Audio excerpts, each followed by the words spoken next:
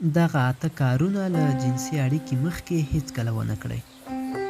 لومړی، تریخ شیان مه خورئ. تریخ خواړه په تیره مورچک د جنسي اړیکې تر مخه وخوړل شي د کولمو باید پیدا کوي چې د جنسي اړیکې مزاحم واقع کیږي. دویم، تر جنسي اړیکې مخکې ادرار یا تشې متیازې مه کوئ. ممکن معلومات ولرئ چې تر جنسي اړیکې وروسته ادرار ګټور دی ځکه چې د ادرار په مرسته داخل شوی میکروب بیرته بیرون ته ځي، نو لازمه ده چې تر جنسي اړیکې وروسته ادرار وشي. دریم، سیګرټ څکول. سیګرټ نه یوازې په زړه، سږو او رګونو باندې بد تاثیرات لري بلکې په جنسي اړیکه هم منفي اغیزې لري. څلورم، موټاک وهل. ځینې کسان د دې لپاره چې ژر خلاص نشي تر جنسي اړیکې مخکې موټاک وهي. دا کار هغه ډله وګړي کوي چې ژر انزالېږي. پنځم، ډېر خوراک.